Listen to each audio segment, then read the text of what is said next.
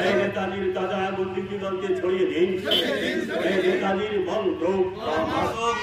Comrade Altaf Hossain এবারে পুষ্পাঞ্জলি নিবেদন করবেন। একে লাউড চাপ।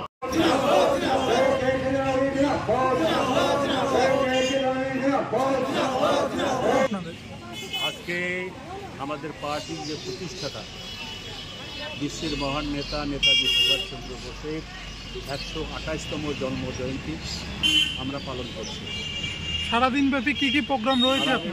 আমাদের যেমন পতাকা উত্তোলন আমরা 10টায় করলাম, শোভাযাত্রা আমাদের হয়ে গেল, সংক্ষিপ্ত বক্তব্য আমাদের হয়ে গেল, নেতাজির প্রতিকৃতিতে মাল্যদান করে তাকে শ্রদ্ধা নিবেদন করা হলো, ওনাকে শ্রদ্ধা নিবেদন করা হলো। আমাদের পার্টির কর্মীরা সবাই শ্রদ্ধা নিবেদন করলেন পুষ্পার্ঘ্য নিবেদনের মধ্য দিয়ে।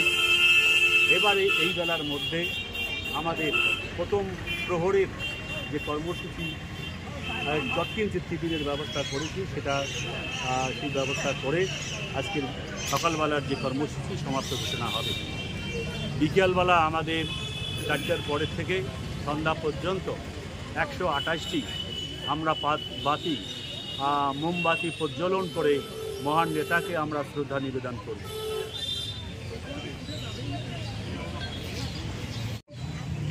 শুধু দেশের নয়, দেশের সমস্ত স্তরের মানুষের সংকট, এই সংকটে ফরওয়ার্ড ব্লক যে চিন্তাভাবনা করছেন যে নেতাজি স্বাধীনতা সংগ্রামের একজন নায়ক, নেতাজির যে মূল উদ্দেশ্য সেটাকে ধামাচাপা দেওয়া হচ্ছে।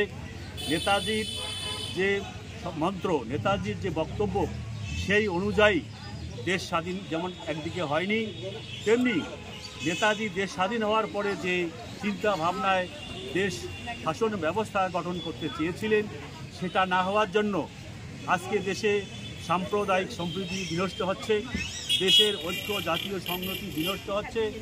দেশের যে কৃষক শ্রমিক তারা যে মাথার ঘাম পায়ে ফেলে ফসল উৎপাদন করছে, লাভজনক মূল্য না পাওয়ার কারণে কৃষকদের জন্য উৎপাদিত ফসলের লাভজনক মূল্যের আইন তৈরি না হওয়ার কারণে কৃষকরা আর্থিক দিক থেকে দুর্বল হয়ে পড়ছে। তেমনি শিক্ষিত বেকার যুবক যুবতীদের কাজের কোনো ব্যবস্থা নেই, চাকরির কোনো ব্যবস্থা নেই। এক কথায় একদিক থেকে দেশটা যেমন সংকটের মুখে, তেমনি দেশের সমস্ত স্তরের মানুষ আর্থিক দিক থেকে সংকটের মুখে ভুগছে। পাশাপাশি বিচ্ছিন্নতাবাদ শক্তি, সাম্প্রদায়িক শক্তি যেভাবে দেশের মধ্যে বিভিন্ন দাঙ্গা, বিভিন্ন ঘটনা, বিভিন্ন সন্ত্রাস সৃষ্টি করে একটা আতঙ্ক তৈরি করছে। আজকে দেশের মানুষ নিশ্চিন্তে যেমন সংসার করে জীবনযাপন করতে পারছে না, তেমনি রাতের ঘুমও সাধারণ মানুষের চলে গেছে বলা যায়। এই অবস্থায় নেতাজির নীতি এবং আদর্শকে ভারতবর্ষের মানুষের মধ্যে বুঝে আমরা নেতাজির পতাকা তলে, ব্যাঘ্রলম্বিত পতাকা তলে সংগঠিত করে আমরা শাসন ব্যবস্থাটাকে নেতাজির পথে শাসন ব্যবস্থা কায়েম করে আমরা এই সব সংকট দূর করতে চাই। এই বিষয় নিয়ে আপনাদের আন্দোলন কি এই মুহূর্তে জারি আছে? এই মুহূর্তে আমাদের ঘর ঘর নেতাজি ভবিষ্যৎ, এই যে কর্মসূচি গত অক্টোবর থেকে আমাদের শুরু হয়েছে, 26শে জানুয়ারি পর্যন্ত চলবে। সম্ভবত এটা আমাদের পার্টি এক্সটেনশন করে আরও বাড়াতে পারে।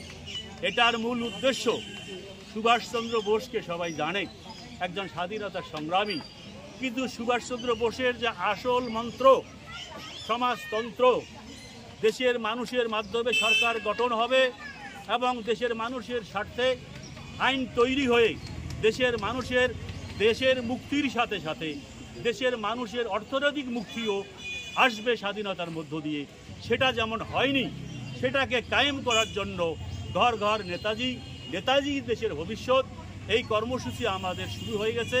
আমরা ইতিমধ্যেই পলিশিয়ামড়ি, লালবাজার, শালবাড়ি, গোলেনাহাটি, শীতলকুচিতে আমরা এই কর্মসূচি পালন করেছি। সারা ভারতবর্ষব্যাপী এই কর্মসূচি চলছে। এই কর্মসূচির মধ্য দিয়েই আমরা মানুষগুলোকে নেতাজির মন্ত্র সম্পর্কে অবগত করে আমরা নেতাজির মন্ত্রের মাধ্যমে যাতে আমরা সরকার গঠন করে আর্থিক সংকট, দেশের অন্যান্য সংকট আমরা দূর করতে পারি, এই কর্মসূচি আমাদের জারি আছে।